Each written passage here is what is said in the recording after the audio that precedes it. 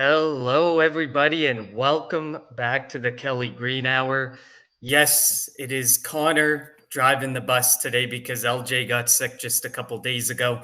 So he has asked that I carry the torch of host for tonight. So I will be hosting tonight and do my absolute best. Um, Thank you for joining us. It is Cowboys week. It is week one of the NFL season. Ladies and gentlemen, we finally made it, and I am so excited.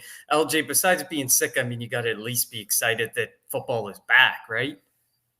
Uh, Oh, I'm thrilled that it's back. It figures that I get sick the opening week, and we have the first game on Thursday night against the hated Cowboys. But other than that, yeah, I'm thrilled. I can't wait. I'm glad we're going to be able to talk real football, get to see the starters out there, and just get to see how we pick up from winning the Super Bowl. And obviously, the team all season has said, we're done. That 2024 team was the 2024 team.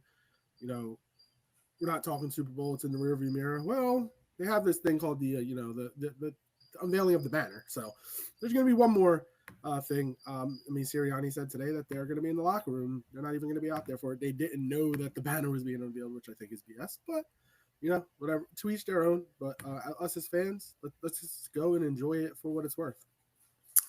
Definitely. But before we dive into the matchup itself, shout out to the Eagles Pimple Network. Make sure you're checking us out. You can pretty much type in Eagles Pimple everywheres and you will find us, whether that be for your podcast needs, your Facebook, your YouTube. But we have, I believe it is 9 shows, so we pretty much cover about 5 out of 7 days of the week with 9 different shows. We have the post game show, we have lots of preview review shows, we got a college football show, we got all 22 shows, you name it, we have it. So make sure you're checking us out all season long. And of course, when you do so, we have a brand new partnership with DraftKings. So make sure to let them know that the Eagles Pinpole Network sent you. And by using the code PINPOLE, and you will get $300 in bonus bets when you place your first bet of $5 or more. Plus, if you don't have NFL Sunday ticket, you can get $200 off your Sunday ticket subscription. I know as soon as LJ found out about that, he was pretty upset because he would have placed a $5 wager to save $200 on his subscription to Sunday ticket. It's But expensive. but unfortunately, that he signed up a little too soon. So definitely make sure you let the guys at DraftKings know that we sent you over there. Get some bonus bets and save yourself some money on the Sunday ticket. Um, and then of course, make sure you follow the Kelly Green Hour, Twitter at Kelly Green Hour, follow LJ at LJ Harrell 54 and myself at Connor 10 TEN on Twitter as well for just Kelly Green content. First of all, I wanted to start off with we didn't get a chance to react to the 53-man roster and any of the moves that were made last week. LJ, I just wanted to get your reaction. Did anybody not making the roster or any move that Howie made last week surprise you?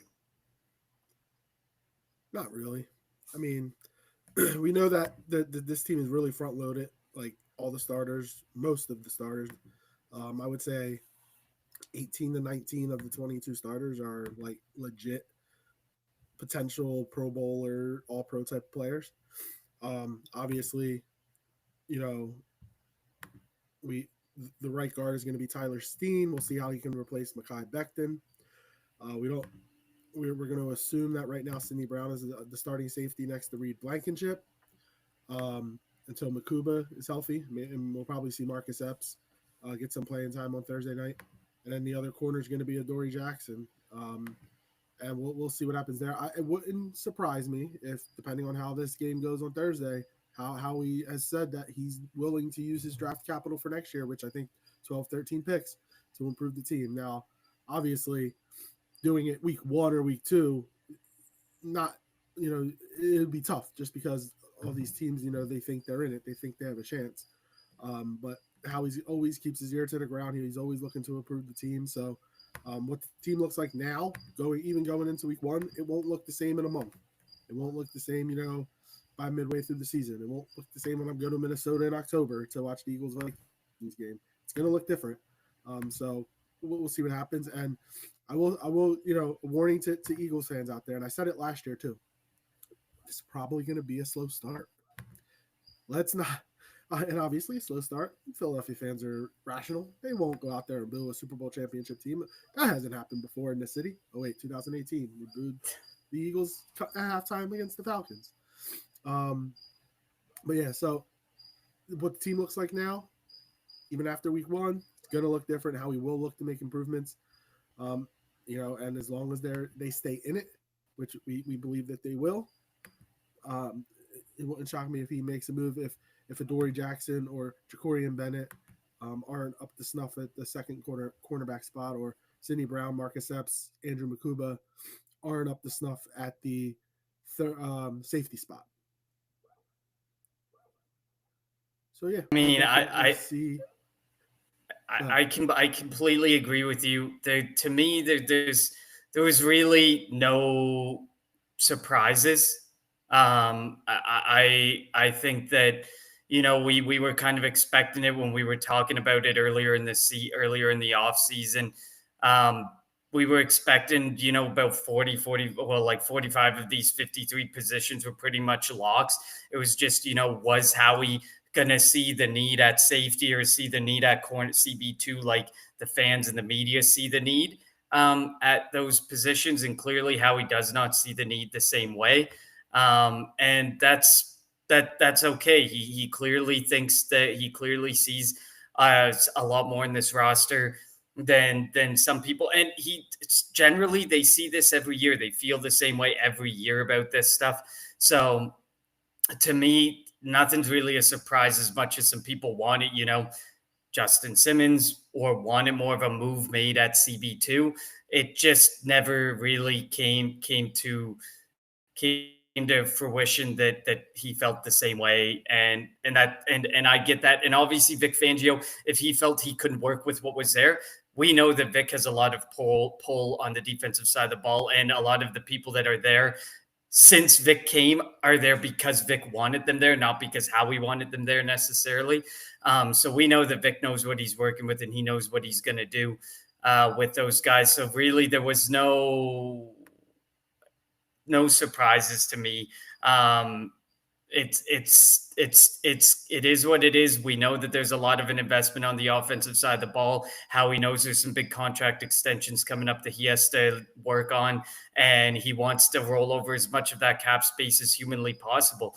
And if he does have to go make a move during the season, we know he's full of draft capital, and we know that what he has for draft capital now is not what it's going to look like at the end of the season, and it's not what's going to look like when the draft comes. There's a good chance he could have even more draft capital, because in every deal that Howie makes, he always is getting draft picks back. No matter how many draft picks he seems to give up, he gets the same amount or more back. So that he's always working to improve the position, or just to keep the same amount of draft capital in house. So it'll be interesting to see, but yeah, no surprises here for me either. So, and then I guess let's start with the elephant in the room for this Dallas Cowboys matchup and the Micah Parsons deal that happened. I know we would have talked a lot, probably almost exclusively, about Micah Parsons on the defensive side of the ball if he were on this team, and he is not.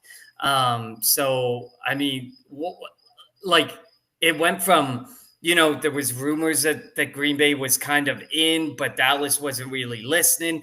And then suddenly Dallas was quietly listening to offers. And then suddenly, boom, the trade was made. And it was 2 firsts and Kenny Clark for Micah Parsons. What was and then he got, of course, a mega extension that was expected by whoever acquired him. I think it makes him $47 million per year, and his guarantees are over 100. Yeah, as I say, over $130 million.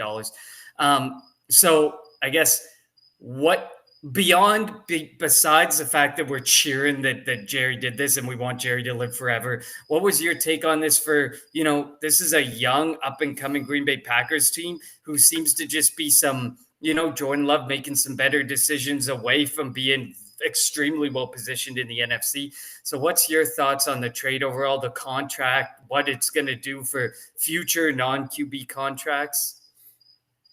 Well, the contract was crazy, but before I get to that, um,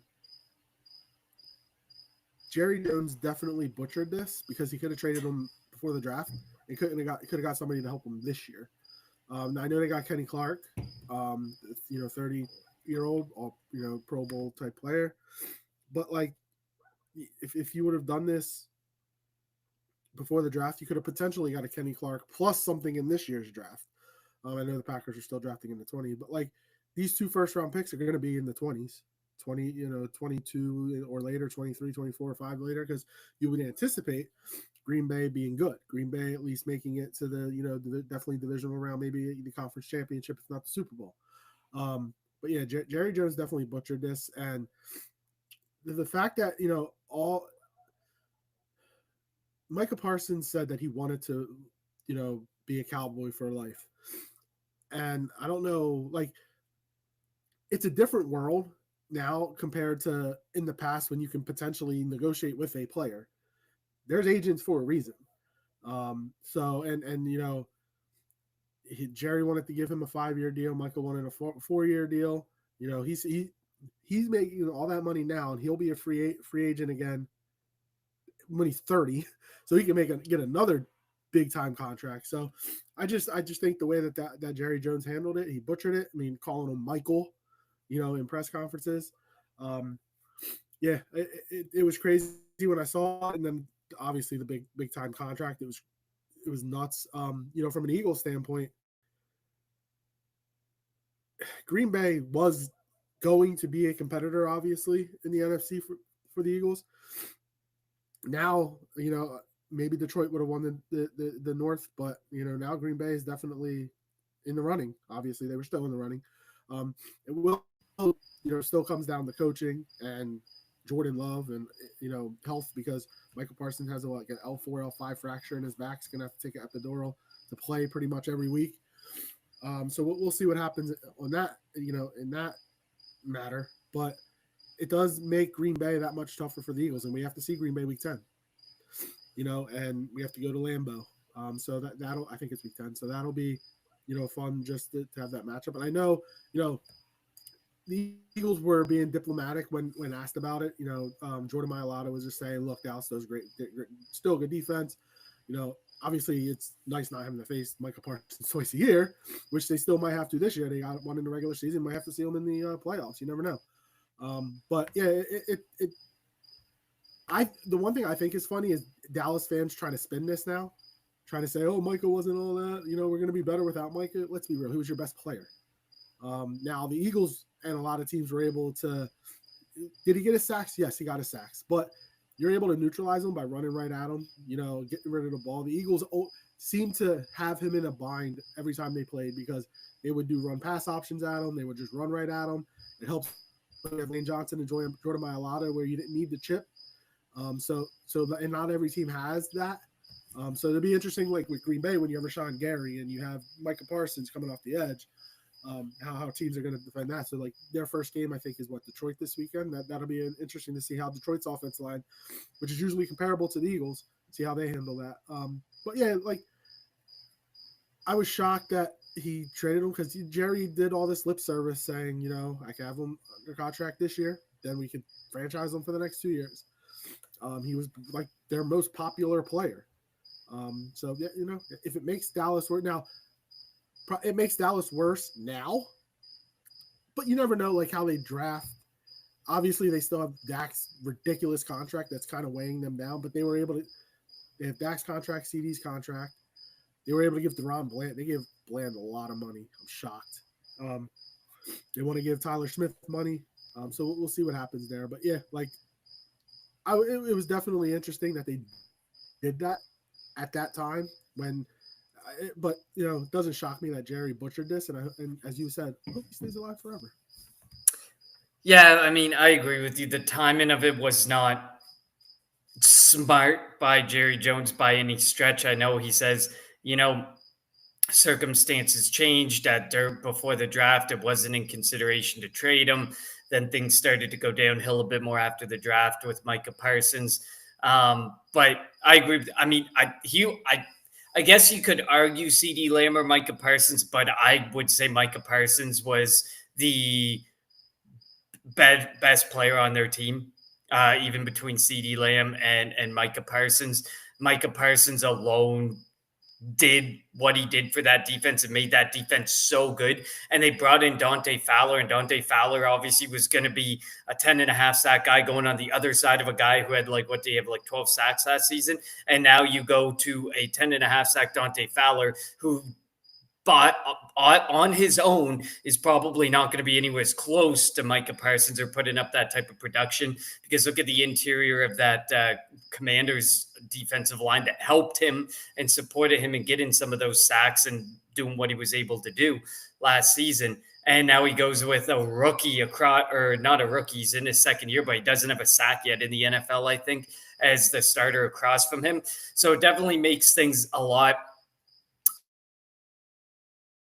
easier for teams, because the pressure may not necessarily be there, obviously. And we know that guys like Deron Bland, although he got paid a lot of money and may look, based on financially like a CB1, and Trayvon Diggs got a lot of money, we both know that they can give up a lot of yards. And the longer that those plays have to build and be created, those guys are going to give up yardage. They're going to give up passes, lots of passing yards. We've seen it before. So I just think overall, I understand what you're saying.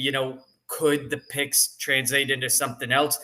We've watched the Dallas Cowboys draft in the range that these picks are probably going to be Green Bay wise in the past, and they have not necessarily panned out all that well for Dallas. We know that Dallas doesn't draft the best either, so it'll be really interesting to see. And they said they won't rule out using that draft. Drafting is actually one thing they do well, but like, and you said in that time, like Mozzie Smith, everybody was like, the Dallas fans were like, oh, he's going to be better than Jalen Carter. He sucks. Like he barely can get on the field. It seems like he's not even a starter for them. They have Kenny Clark and Odigizua, Osa Odigizua. I think I said his name right, as the starting defensive tackles. They feel that they have the depth, and we'll see what happens. But you have the road graders of the Eagles offensive line coming down with Saquon, and Jalen. It's gonna take. You're gonna have to find a way to get pressure after the quarterback. And you mentioned Dante Fowler, and they have high hopes for Sam Williams. We'll see what happens, but they for the immediate, they made themselves worse. Definitely much worse, but we're okay with that. I mean, they were a 7-10 team, and I was giving them by a stretch 9-8 or 8-9, and I think I could see them going 7-10 again. I don't know what Jerry sees in this team without Micah Parsons and makes him say we might reinvest these draft picks to get players, because I don't think this team is there. I think the picks are probably going to be more important. And like you said, they have the Dak contract, which is a beast in itself, but they lock CD Lamb up. They have George Pickens. Like, they don't have a bad offense necessarily. It's just really unfortunate that they took out their best player now, and it makes that defense, I think, significantly weaker. But beyond the Micah Parsons deal, let's talk about the Dallas Cowboys offense. Like you said, so we have Dak Prescott. He was kind of banged up last season. Before we jump into that, fire away. We didn't get a chance to do our season preview show where we do all the divisions and give our playoff picks and all that. Do you want to do do you have a Super Bowl matchup that you think is going to happen? I do have a Super Bowl matchup in mind. So I do have that. I didn't go through each division. I wasn't prepared for that. That's why I didn't go through each division either. That's why I didn't ask for that. It's just, what's your Super Bowl? What's your Super Bowl prediction? I got the Ravens. I got the Ravens and the Eagles. So that's who I think. I think the Eagles go back. I think the Eagles are still the bet. I think that the Lions are probably going to regress without Ben Johnson in the picture. I think even the teams that take the next step up, I mean, like, do I see like the Vikings being able to do the same thing again this year as they did last year with JJ McCarthy at the helm? I don't think so. So I feel like overall, like the Dallas Cowboys, they were always somebody to watch, but without Micah Parsons, I mean, I was having a hard time giving them 9-8 and 10-7, but that's enough to would have been enough to squeeze into the playoffs, and who knows what happens. Do I think the averaged aged Washington Commanders, who's the oldest team in what, 2 decades in the NFL. Do I think that they're going to be able to continue to play at the level they were playing? Eventually, some of that roster is bound to regress. So I think that a lot of the teams that were really good or made the NFC so competitive last year, for the most part, are more likely to take steps back than the Philadelphia Eagles are to take that step back.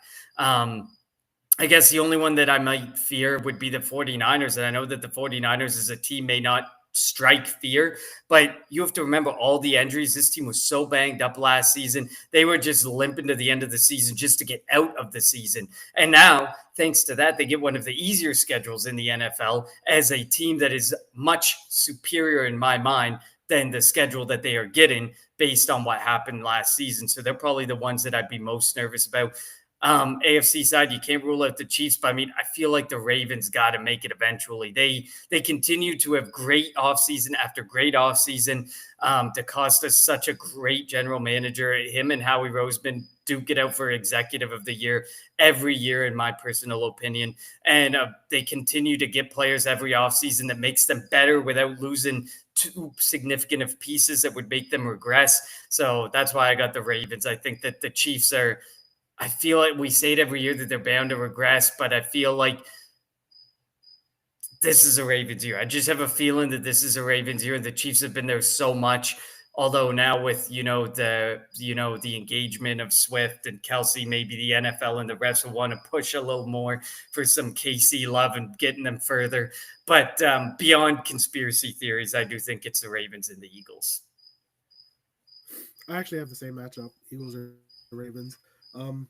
I do expect Cincinnati to be a little bit better. I still think the defense is going to be trash, but I think offensively they should still be able to move the ball. Jamar Chase, Joe Burrow, T. Higgins, Chase Brown. So I think they'll make the playoffs this year. The Bills, obviously, I think this is their last year in that stadium at Highmark, and then they'll be going to their new place. I wanted to go to the Eagles-Bills game so bad, but with it being week 17, the weekend after Christmas, it's a bit tough, especially with Buffalo weather, which is so unpredictable. The Chiefs, obviously, as you mentioned, maybe the Chargers, but again, I don't have faith in Justin Herbert. I still hate when people try to proclaim he's a top 5 quarterback in the NFL, and what has he done to prove that? But then Jalen Hurts, has been to 2 Super Bowls. Just, all he does is win, and people say he's being carried. Whatever. All he does is win, and that's all that matters. But yeah, so I just think I'm a big Lamar Jackson fan. They got Malachi Starks, who I wanted the Eagles to draft. They have a really good defense, and I think it'll be a really fun matchup. That matchup when the Eagles went to Baltimore and beat them last year, that was, fun, pretty, a physical game, and that's what the Super Bowl will be. So I also have the Eagles and Ravens, and we did not discuss that before this. Connor didn't even know I was going to ask him the question. So wasn't even ready. Just pulled what I had out of my hat of what I thought of the teams, but yeah, no, we will see if that matchup does come to fruition. Where last year was it last year or the year before we were both on Green Bay, and Green Bay? It was the Eagles. That, I think it was 2 years ago that we were on the. I feel like it was like the first real Jordan Love experience. I don't think it was last year, but yeah, I remember that year. We have tried to be high on the Green Bay Packers before, so even with the Micah Parsons deal in place and Micah Parsons debuted in this week, we digress on being too high on them right now. So back to the matchup at hand, the Eagles versus the Cowboys. The Dallas Cowboys, obviously the Eagles coming off the Super Bowl victory last season. The Dallas Cowboys going 7-10, getting rid of Mike McCarthy, signing Brian Schottenheimer just so that Jerry Jones could say, watch me do something you say I'm not going to do. And he continues to one-up himself as this offseason continues on. But on the offensive side of the ball, obviously we didn't necessarily see the offense that we were expecting to see from the Dallas Cowboys because of a Dak Prescott injury throughout the season. So maybe that was just a blessing in disguise to be able to get rid of Mike McCarthy. And now we moved to a Schottenheimer offense that definitely focuses more on like a slower run first approach. And they bring in a new tandem in the backfield or trio in the backfield of Javonte Williams, Jaden Blue, and Miles Sanders. And then, of course, they brought in George Pickens as well in the offseason. CD Lamb, they drafted Tyler Booker, hopefully to address right guard. So, what are your thoughts overall as far as this Cowboys offense with Dak Prescott back, some of this new weaponry in place, and how they match up against this Philadelphia Eagles defense? So first off, Brian Schottenheimer is the Timu version of Nick Sirianni, I think.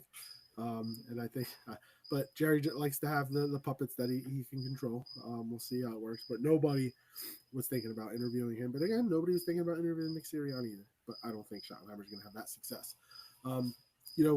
Dak usually has success against the Eagles. What is he, like 9-4 or whatever in his career against the Eagles? But we have very rarely seen Prescott versus Hurts.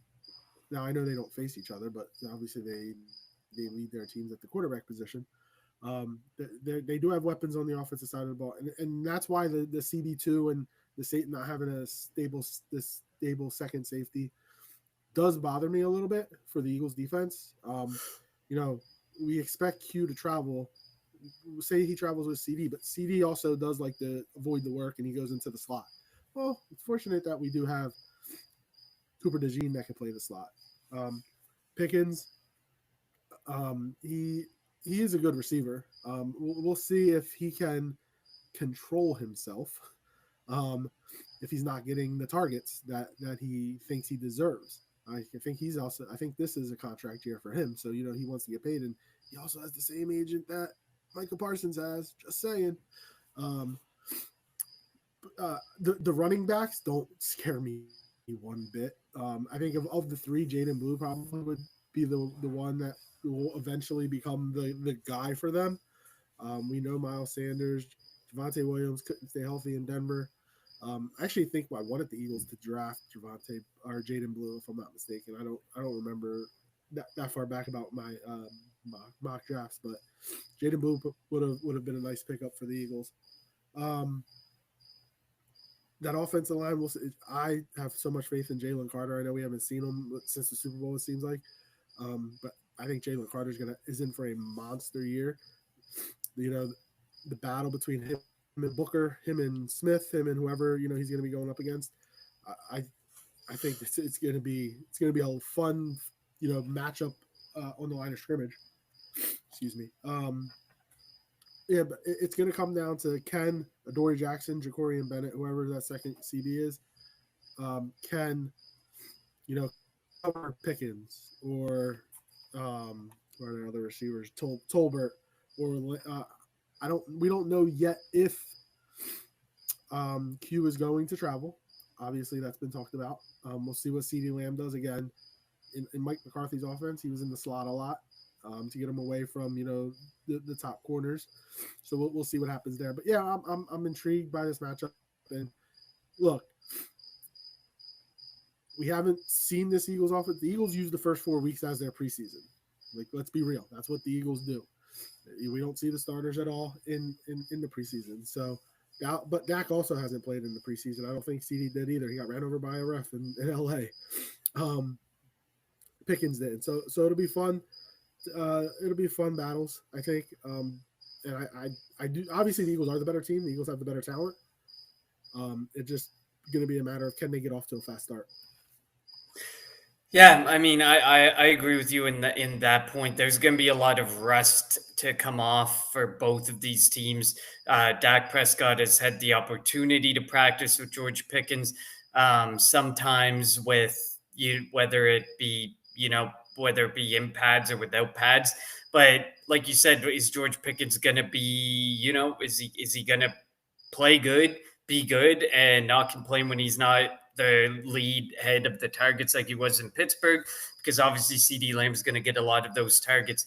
It is difficult to know, what is Vic Fangio's strategy? Is he going to test Q out, moving him around up against like an elite talent like CD Lamb and see if he can be that move guy? We're all fairly confident he can be that guy, but he wasn't tasked with that job last season. So it'll be interesting to see if he's tasked with that job, what it would look like, and if he would be able to effectively do that job.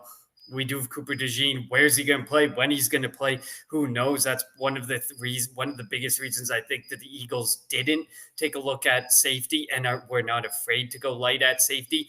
They like Reed Blankenship. He's in a contract year. He is probably at some point this season going to get a big contract extension. And that episode will be one of sadness for LJ, because he's not a huge Reed Blankenship fan. I'm not the biggest Reed Blankenship fan either, but he's earned it. He got the C. He's a captain. I just don't see a way that he gets out of this season without an extension. He's one of those guys I feel like is going to be prioritized. And he just signed with the Athletes First management group. So yeah. So he's prepping. He knows he's prepping to get that contract done. So that's why I think one of the biggest reasons I think safety wasn't a need is they know Reed Blank. They're confident in Reed Blankenship. He plays 90% of the snaps. They have Cooper DeJean that they can kick up there. Makuba and Brown are probably going to split fairly strong, fairly down the middle, whatever's left over for time at the safety position. CB2, I agree with you. I think that's one spot where Dak can exploit that. Like if CD Lamb is getting shut down because he's either being followed by Q or he moves into the slot where Cooper DeJean is, and he's just not finding ways to get open. George Pickens is a guy that you can do the famous Dak Prescott YOLO ball, and he's going to come down with it. We saw him do it so many times in Pittsburgh, just catching balls that were heaved up there, hoping that somebody was out there. He's a guy who, not the same degree, like not the same acumen, not the same route running of Devontae Smith, but you've seen him make catches like Devontae Smith where you're like, how did that guy get up there? How did that guy come down with that ball type of thought when I'm thinking in that comparison. The running backs don't scare me at all. Javonte Williams, he's showing some stuff, but he's showing to be really inconsistent and injury prone. Miles Sanders hasn't really shown to be much in the past couple of years. Jane Blue, we did talk about him throughout the offseason, and we did share mock drafts. So we both had Jaden Blue at certain points because we felt, that speed was something that would be so unique to the backfield, because we know Saquon Barkley. But Will Shipley, we've seen the breakaway speed just isn't there. He gets away, but it seems to he blows a tire at some point throughout the run and can't finish the run like we would like to see. Whereas Gene Blue is one of those guys who would be able to go 0 to 100 and finish his run and finish his play. So I agree with you on that point. Like, I don't think that there's much to fear there, but that they're going to try and run the ball a lot, and that they're going to try and establish a run game. It's the Brian Schottenheimer mentality to kind of grind games out and to use that run game to try and set something up, and we'll see what they set up. Can't discount Jake Ferguson. Jake Ferguson's really good, but I also think we have some incredible linebackers. And if you have Makuba out there, Makuba showed in the preseason he's a ball hawk. He's very intelligent. So I really think that we have the matchups we have a lot of great matchups when going up against the offensive weapons, except for the CB2. And what does that look like? How often is it George Pickens against Adoree Jackson or Ja'Cory Bennett for the majority of the game? Or are we going to see some other things happening and Q not be moving around and Q be on whatever side of the field and Pickens is there or whoever's there at the time? It'll be interesting to see what happens. On the offensive line side of things, this offensive line is average at best. They continue to try and build it. They had Martin retire this offseason, which came as kind of a shock and kind of a major hit to that team. They had to suddenly address a need that they didn't necessarily have when they went into the offseason. So it's like Jalen Carter. As soon as you have Jalen Carter, you know that it's Okay, it's the three other defensive linemen we have against three offensive linemen. Jalen Carter is going to be double teamed almost every snap on Thursday night against the Dallas Cowboys because they're going to need it. While they have a decent interior offensive line, you know that you need help. And we're going to see can Jalen Hunt continue to bring what we saw down the backstretch at the end of last season and into the playoffs? Is he going to bring that same game that we were seeing and continue to excel? Moro Jomo stepping into a role that he definitely wasn't a part of last season. Nolan Smith, is he going to continue to excel and become a guy who's getting 10 to 15 sacks regularly? It's going to be really interesting to see. I feel confident with the linebackers, but obviously we don't necessarily always see the linebackers rushing in. But I feel like we have gone from a team that doesn't value linebacker to a team I'm very highly confident in at linebacker, especially considering Nakobe Dean is not even in the picture yet and likely won't be till about week 5. Jeremiah Trotter had a great preseason. Jihad Campbell, he fell in the first round because of the injuries, but he was considered a very high end first end talent prior to the injuries for a reason. So I think we have enough of the matchups that we can make it work. But we've seen in the past when teams find a weakness and are able to go after, whether it's quick passes, whether it's going after a weak CB2 or a weaker cornerback somewhere, we've seen teams be able to take advantage of that and throw the defense off. Hopefully we don't see that, and hopefully the right decisions have been made in those questionable positions along the defense. Yeah, I agree. I'm hoping we don't miss Darius Slay and CJ obviously. You mentioned the defensive ends. Yeah, Nolan Smith, see if he can continue his progression. Jalen Hunt, and Uche and Aziz Ojolari. Let's see if they can contribute. It's going to be very important for these guys surrounding Jalen Carter, to do some damage, to be disruptive, so that teams might have to double think, might have to, think extra long about, do we really want to keep doubling Jalen Carter and if everybody else is beating us? Maybe teams are going to go in there saying, let's not let Jalen Carter beat us. If somebody else does, it happens. But yeah, it's going to be important because Dak likes to get rid of the ball quick, and he's going to just get the ball into the hands of his playmakers and let them try to do damage. And it's going to be important for the defense to tackle. We can't have a bunch of missed tackles like we had early in the season last year. Yeah, and as much as people talk about Moro Jomo and the breakout and Jalen Hunt and the breakout and the continued progression of a guy like Nolan Smith, we do have to remember there's a lot of stuff that has changed within this defense. There's a turnover at the edge one position. There's a turnover along the defensive line. There's a new CB2 in town. There's a new safety 2 in town.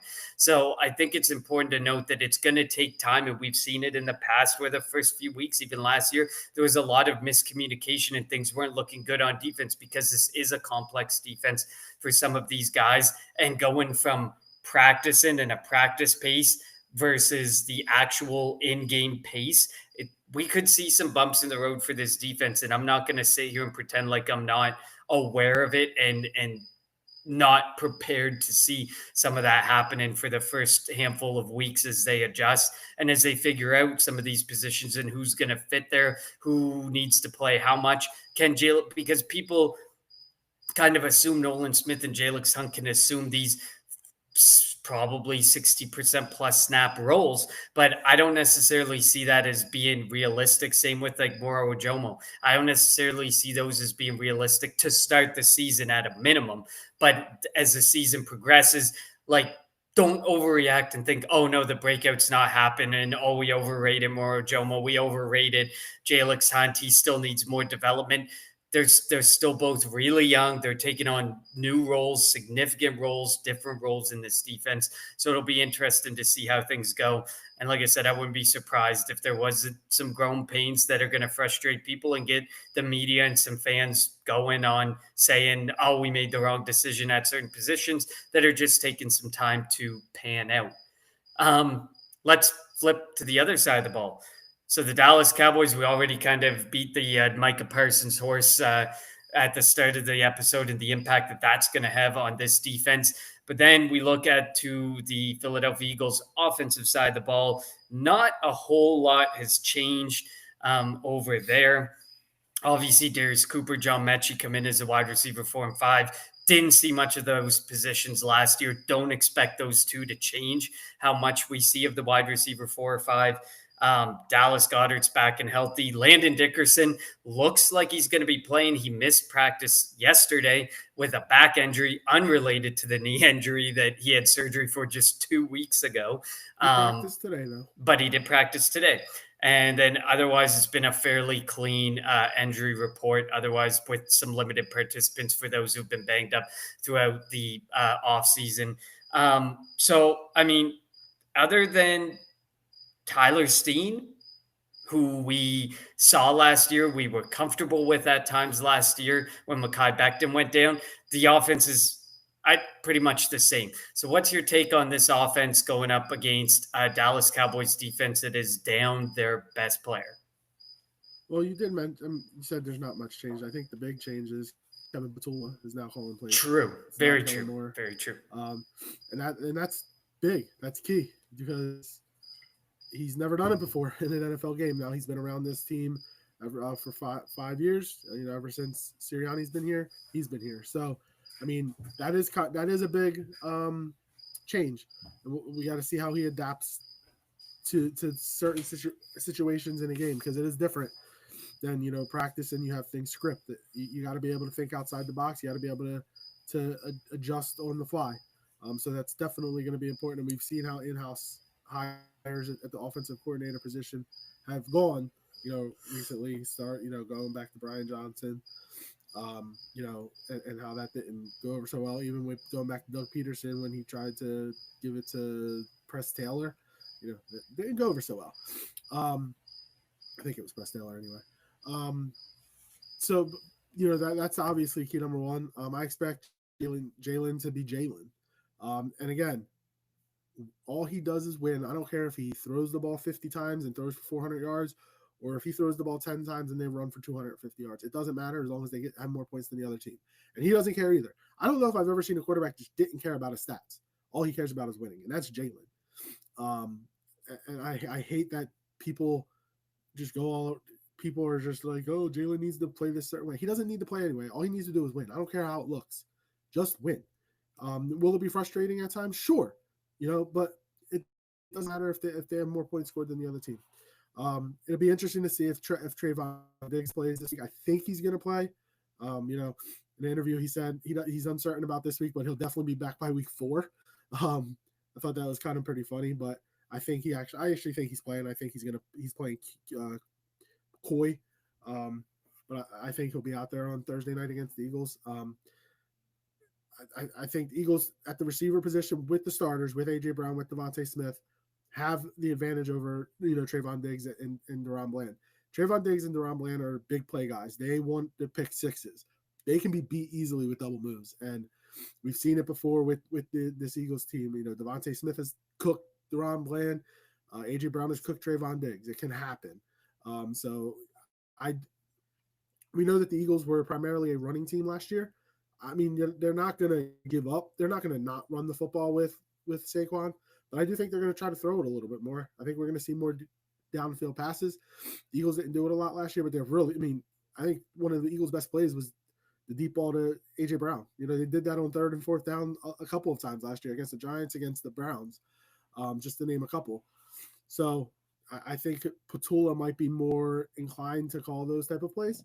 The Eagles' offensive line, I just think they're so good. And obviously, we've talked about Tyler Steen being the weakness. The right guard has been the weakness for these Eagles, quote-unquote weakness. And we say that because you have 4 Pro Bowlers to all-pro types at the other positions. So, you have to have a weakness somewhere. It just happens to be right guard. Kenny Clark could potentially be lining up against Steen. I think that's a matchup to watch out for. Maybe the Eagles double team whenever they need to there. When you don't have to worry about a guy like Micah Parsons and the Eagles weren't one to double team him because when you have Lane Johnson and you have Jordan Mailata, you didn't really need to. They can help out elsewhere now, whether it's Dante Fowler potentially, whether it's Kenny Clark, whether it's Osa Zigidua, however you say his name. But it'll be interesting to see what Eberflus does with the defense. Is he going to blitz, his linebackers? Um, Demarion Overshawn he's not going to play this week most likely, and he's one of their more athletic guys. He seems whenever watching a Dallas game when he was healthy, like he seemed to be all over the field. So to be when he gets back, how that changes up the defense. I just think the Eagles are better. They have more talent on the offense than Dallas has on their defensive side of the football, and they're going to have to take advantage of that. Again, you don't want to let a team like Dallas, that's definitely not as good as you are, stay in it, because then it gives them faith. They think that they can win the game. So you have to jump on them early, get out quick, and then if you're able to get out quick, and then you can go to your game plan you want to do. You can go to running the football to kill the clock and to get out of there with a W. But I expect the Eagles offense to put up some points. Yeah, I agree with you. I mean, besides the Kevin Petula and how's he going to be as a play caller? I mean, I guess we have to hopefully um, give him a fair shake and fair opportunity, and not think back to the Brian Johnson and the Press Taylor days, and kind of have some faith that Kevin Petula has been around longer than some of those other guys when they were given the keys to the car. So it'll be interesting to see, the first 2 or 3 weeks, he's got to get, like, obviously the preseason was very vanilla. He just had this small few pages of a handbook that they said, call these plays and stick to this. And he probably did what he wanted within that rule, but now he has the opportunity to call it the way he wants it. And we know that a lot of the offense goes around what Jalen Hurts sees prior to the snap as well. We see him do a lot of changing of things at the line of scrimmage. We see the RPOs, we see the play action passes, we see a lot of that stuff that ultimately the play is called by the offensive coordinator, but the decision of what actually is happening throughout the play and the progression of the play is really Jalen Hurts. So we'll see how Kevin Petula calls a game, because the flow of the game is more controlled by an offensive coordinator, whereas what is actually happening within the offense and at the line of scrimmage is more Jalen Hurts controlling that. So it'll be interesting to see where they go and how they mesh together. But like you said, I guess the advantage is he has been around for a while. He's seen things that don't work. He's seen things that work. So let's hope that he has taken a lot of good notes about the things that do work, and he's going to take full advantage of those. I agree with you. They like to hand the ball off a lot to Saquon Barkley, but to take those shots, we saw in the Super Bowl that shot to Devontae Smith that ended up as a touchdown. We've seen countless times the A.J. Brown shot. We've seen those times over the middle with Dallas Goedert making big third and mid to long type plays that lead to first downs. We know that there's plays there in the playbook, and there's players out there that Jalen Hurts is extremely confident in. And I agree with you. I think they are going to probably throw the ball a little more. They ran the ball at just such a historic rate last year that I don't know if it's sustainable to run it at that rate again this year, especially, with Saquon Barkley going for 2,000 plus yards. And I think it was like 350-ish odd carries. I just don't know if that's going to be sustainable this year. And they're probably going to want to pull back a bit. I'm not saying a lot, but probably going to want to pull back a bit on Saquon Barkley, because they did re-extend him, meaning that they have to kind of get him through the next 2 to 3 years where the money's there, that he has to be here because the money is so rich on the dead money that they can't get rid of him. I will worry about 2 years down the road. 2 years down the road, I want to win another Super Bowl. So if that means riding Saquon, you ride Saquon. Yeah, hopefully, if you ride Saquon, it doesn't lead to any type of injury. We've seen, I don't think he's injury prone. Like I said last year, a lot of his injuries in New York were just freak accidents, like stepping on ankles and just random things that are not signs of, being injury prone. So hopefully, like last year was a sign that this is Saquon Barkley. If you protect him and he protects himself, he is going to be effective, and he'll take as much of the workload as he needs. But then offensive line versus defensive line, like you said, Tyler Steen is the weakness. And at times Like if you go back to some of the training camp comments and notes from some of the beat writers that were there was really good days. There was really bad days. I guess the benefit is that you're going up against a defensive line that is far inferior to what they were 3 or 4 days ago when you were preparing for them.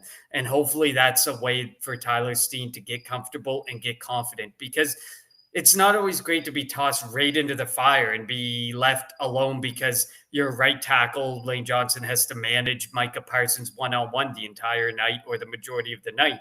You don't want to just be thrown into that fire. So the ability for Tyler Steen to hopefully build some confidence against not bad defensive lineman. Kenny Clark, I mean, he's learning a defensive playbook from scratch, so it's probably going to be pin the ears back and good luck to this week. But like I said, Adigizua, Clark are not bad players, but they're not to the top level of some of the other talent that Tyler Steen is going to run into later on this season. So, I mean, I guess beyond, just staying healthy, getting out of this game healthy, I agree with you. I can see a lot of points being put up by this Philadelphia Eagles offense. And hopefully Kevin Petula, we see some promise and some good things, and he doesn't hold this offense back at all. So yeah, we'll definitely see how that goes. But yeah, I'm definitely anticipating a slow start, and maybe getting into the second half, they'll start getting rolling. All right, so now prediction time. Keys to the win, keys to getting the win. And a player on offense and a player on defense that you're watching. I guess let's start with the keys to the game, players to watch, and then I'll do keys to the game, players to watch, and then we'll predict together. Obviously, keys to the game: protect the football. Don't turn the ball over. Because if you let Dallas get a couple of turnovers and they stay in the game, they think they can win it, and that's how inferior teams usually beat superior teams. So my biggest key to the game is protect the football. On the offensive side of the ball, my player, I'm gonna go AJ Brown. I think AJ is gonna have a spectacular season, and I think it's gonna get started this week. They're gonna throw the ball a little bit more than they did last year. They might start by trying to run the football, and then try to open up the pass game. And I think AJ is going to have a big day. And on the defensive side of the ball, I'm going to go Cooper DeJean, and I'm going to go Coop because I think CD is going to try to avoid Q, so he'll go into the slot, and that's where Cooper excels. So I'm going with AJ Brown and Cooper DeJean as my players to watch. Yeah, keys to the game for me. We've seen, as much as we kind of have seemed to throw shade at Deron Bland and Trayvon Diggs. I mean, rightfully so. They've had games where they gave up 150 yards, and they have games where they have 2 touchdowns and one's a pick six, or 2 interceptions and one's a pick six.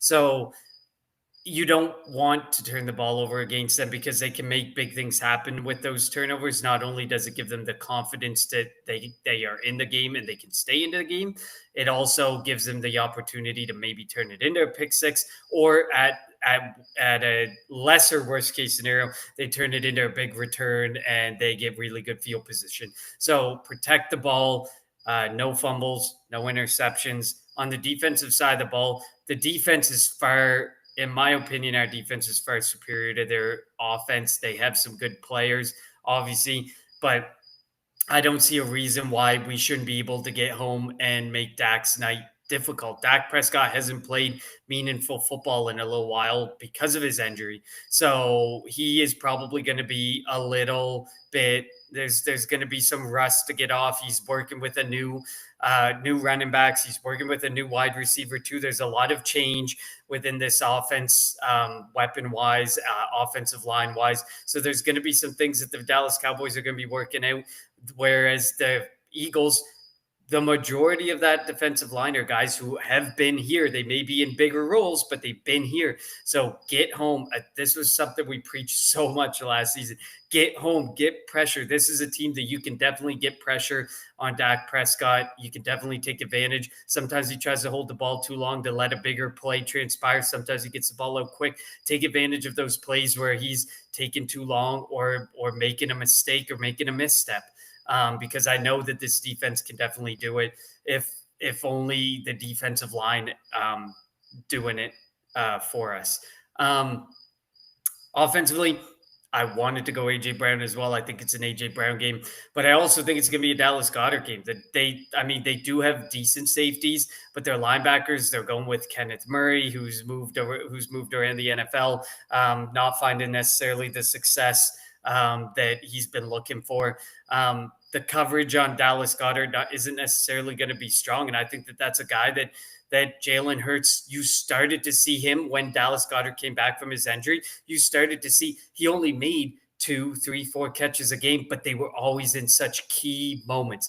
They led to touchdowns. They led to first downs that would turn into touchdowns only a handful of plays later. I think Dallas Goedert, as long as he stays healthy, can be a very, very key and vital weapon to this offense. And I think that, throughout training camp, there was a lot of reporting that Jalen Hurts and Dallas Goedert's connection was still there and was stronger than ever. And I think that it can be a really big year for Dallas Goedert. Sucks because he's on a contract year and Howie's probably not going to be willing to pay him if he has that big year, but we'll see. And then on the defensive side of the ball, I am going to go with Nolan Smith. Nolan Smith was given the keys to that edge 2, a more prominent role in the defense down the back stretch of last season. I want to see that continue. I want to see him continue to get after the quarterback. He's looking for a big contract extension too, in an edge market that has absolutely exploded. This man is looking for his 10, 15 sack season. Where he gets that big payday that he's looking for. And I think this is an offensive line that he can definitely start things off strong with a couple sacks, 2, 3 sack type of performance at night. So I'm going with Nolan Smith as my defensive player. So prediction time, LJ. Who do you got winning the first game of the NFL season, week 1? We got 17 predictions to go. I think last year you beat me in the prediction game, but in a lot of the games where I picked the Eagles to lose, we won. So I see that as more of a win for us, is that I took it for the team. I took one on the chin. But let's start fresh, anew. Dallas Cowboys or Philadelphia Eagles? And I will be keeping track. I got can't really see it, my rusty notepad here. The Eagles will be unveiling the banner, Super Bowl banner number 2, as they're going to look for their 3rd Super Bowl in franchise history and 2nd in a row. It will be a slow start for the Eagles. If you remember the 2018 opener against the Falcons, the Eagles got booed off the field at halftime. They ended up winning that game. It was ugly. I expect a similar start to this. I do think the Eagles will start picking it up in the second half.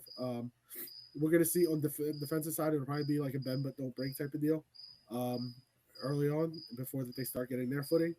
And then the offense, they're going to be trying things to see if they can get Saquon going, who was rated or who was selected as the number 1 player in the NFL. So congratulations to Saquon. And I do think they're going to try to get Jalen, going, whether it's on the ground at first, just to open things up and then throwing it through the air. I have the Eagles winning 28-17.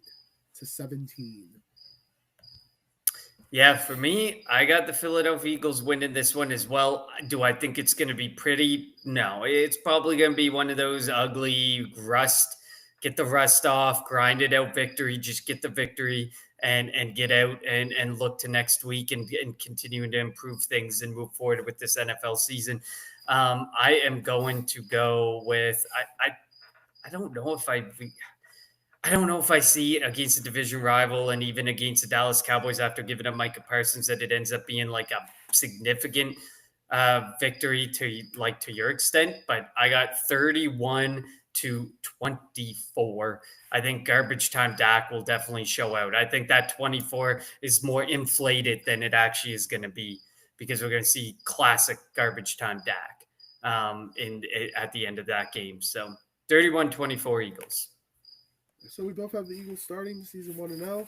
And again, they're going to use after 4 weeks, if they're 2-2, it'll be like last year. So again, as Eagles fans, we gotta be patient.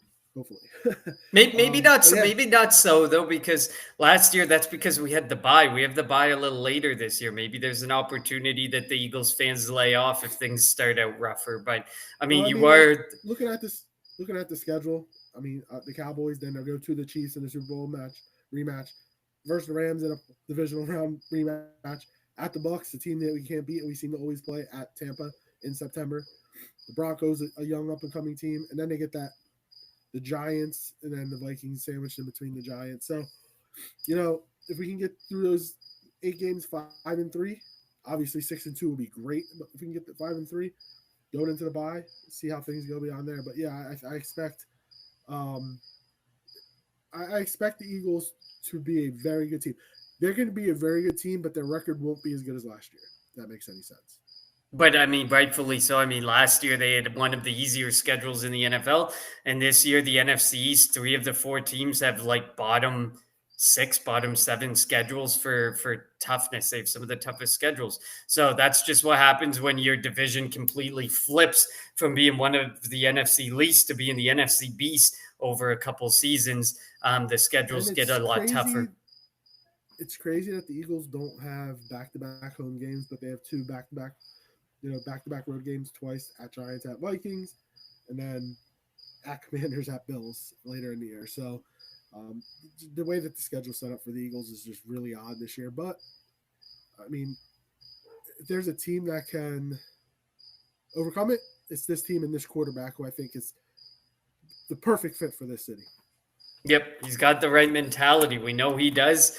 No matter what they say, he wins. And if he can continue to win, the stats don't matter. How you projected them coming out of college doesn't matter. If they throw for 4,000 yards and 60 touchdowns, but they don't even make the playoffs, that doesn't matter. It's all about winning. And we preached it so much last season. And it looks like we have to continue it this offseason. When did winning stop mattering in the NFL? That is my end thought for this episode, because I just want it to matter again. 1,000% agree. Just win, baby. All right. Thank you so much for joining us here at the Kelly Green Hour. We will be back, undecided yet. We have the Friday episode at our disposal. We'll see how LJ's feeling. Friday or Tuesday, we will do a review episode of this matchup between the Dallas Cowboys and the Philadelphia Eagles. Hopefully a W. In the meantime, there are so many great shows over at the Eagles Pinball Network, so check them out. Facebook, YouTube, Twitter, I will never call it X, over at the podcast networks, wherever you get your podcast from. Of course, like we said, get yourself prepared for the NFL season with that pin pull code over at DraftKings. Save yourself $200 on that all too expensive NFL Sunday ticket and drop a bet and get some bonus bets. Why not? Right to start the season before you start losing confidence. Start using it now. Now's the best time to do it. You're saving the money on Sunday ticket. Go ahead and throw some money down on the bets. But until next time, thank you so much for joining us. Follow us at Kelly Green Hour on Twitter, at Connor10TEN, at LJ Harrell54 on Twitter as well. And fly, Eagles, fly, baby.